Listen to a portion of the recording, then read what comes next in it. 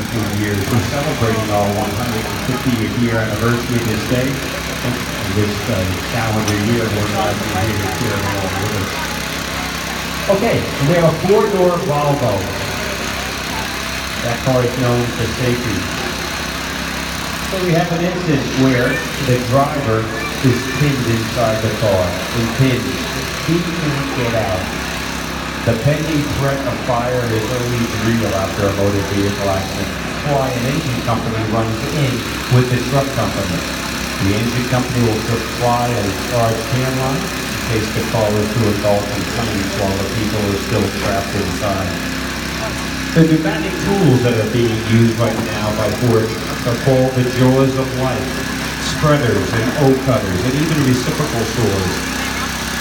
A variety of tools are used to open up a car. If you look down at the wheels, you can see they're pulling the valve stem off the rim. All the air in the tires are immediate release. And if you look next to the tires, you'll see stepping chocks. Those wood chocks are there to stabilize that vehicle. Don't forget, the person trapped inside that vehicle is critically injured. The wrong movement could prove fatal to that person. Stability of the auto is so important, and that's why the truck company is doing what they're doing now. Stabilizing that car before they remove the doors to gain for entry. An EMS company would also be dispatched to this assignment. The crew would talk to the officer in charge at the truck company, Captain McGee, and ask about entry into the auto to do a patient assessment.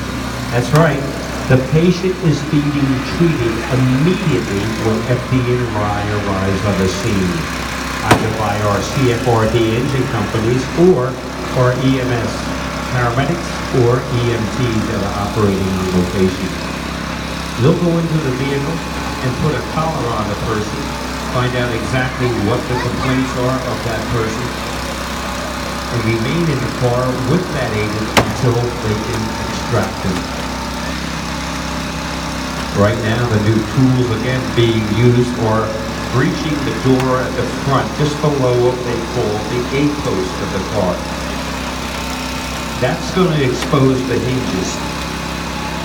On the other side of the car, as all cars are manufactured in America, is a pin called the nadir pin. That pin is very hard and difficult to cut. By making a perch mark in here, peeling back and exposing the hinges, that door is going to be able to come out a lot easier. As you can see, they've already separated it from the beginning of the car, now peeling it back. If fire was to ignite that car right now, the occupant or occupants could very quickly be extracted if they weren't paying that much. Once that first door is removed, notice how the members of Ford Truck move the door completely away from the scene. No trip hazards here. It's purposely done that way so the scene that they're operating in remains safe.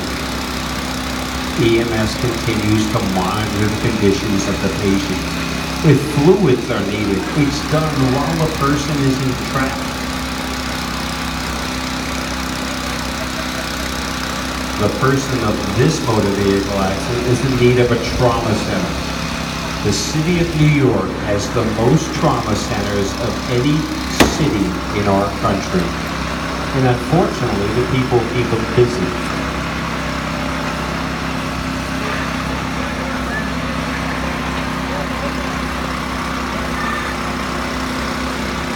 A lot of communications is done by eye contact from the officer to the members of the crew. It's constant practice that goes on and training at our training facility at Randall's Island that keeps all truck company members up on their skills. The equipment they're using right now is the latest and greatest in emergencies. Our research and development division of the FDNY is constantly looking at new products to even expedite the process of entry into cars. These tools also can be used on subway accidents, aircraft accidents, structural collapses, is not just designed for automobile electrification. The fluid levels in these pneumatic tools are crucial. That's why at the beginning of every tour, truck company members check every piece of equipment on their respective rig. Everything from a Phillips head screwdriver to the jaws of life is checked to make sure it's in working condition. Now, the rear driver's door is being removed. Again, being removed out of the seat and put behind in the rear. So now there is occupants in the back seat as well as the front seat. There would be plenty of room for EMS to enter and work on the patients as well as to stabilize them and get them out of the auto. It's up to you, the civilian population, when you see an accident take place, call 911. Give all the information to the dispatcher. It means everything to the FDNY. How many occupants can you see in the vehicle? Is the vehicle on fire or smoking? How many vehicles are involved? Dispatchers at that point will determine how many resources need to come to that location. It's the golden hour that makes all the difference to the person who's injured inside that auto. We want that person out of that car at a trauma center within 60 minutes at the most. A reciprocating saw is being used now on the A-post of the passenger side. If you notice, all the glass has been cut and removed. The patient would be under a blanket cleared of any glass shards and being attended to by the EMS crew. Don't forget, we're going to make this Volvo into a convertible at the completion of this demonstration.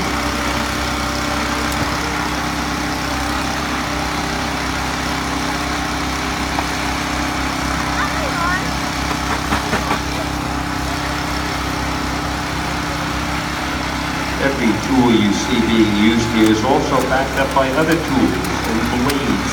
In case there was a mechanical failure to one tool, another tool would be quickly brought in.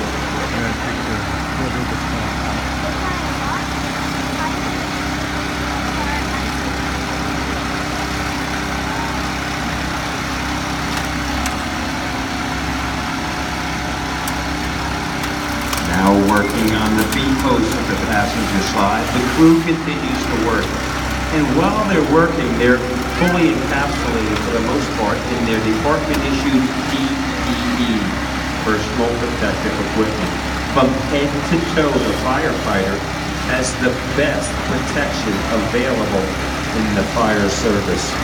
From gloves to their helmet to their boots. This is a hazardous environment they're working in. They're making a purchase point now across the rear of the roof of the car. And that's going to be the breaking point to fuel that roof back. Take a look now at the count of 3. The company is now peeling that roof completely back. That is going to allow the most access into that auto. That car is designed to carry 5 people. In reality, you might find as many as 6 to 8 people inside that car. By opening it up like this, total access is gained in the people can move quickly. Now there's a possibility, once that car hits a fixed object, you might find the driver pinned by the dash coming down. That can cause severe lower extremity trauma. Lower legs, their upper legs, their pelvis, literally being crushed by the dashboard. Ford truck now is going to do a dash roll-up where they're pushing the dash up, relieving the pressure that's entrapping the driver. The FDNY encourages seatbelt use for all occupants while riding on any transit equipment in our city or your own personal auto, front and rear seat as well. You become a projectile on impact if you're unrestrained. The most dangerous thing that can happen to you after impact is ejection from the auto. You're at the mercy of everything else that comes in your path, from an oncoming car to a streetlight fixture. It could prove fatal to you.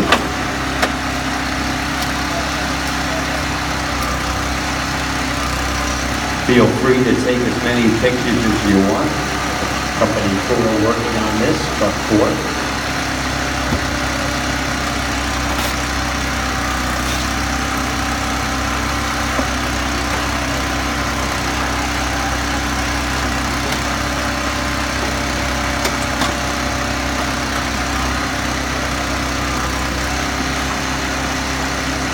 And once again, you would have an Asian company assisting Ford truck, providing a charged airline, again for the protection of the members as well as the people trapped inside the order. A car can ignite in a moment's notice.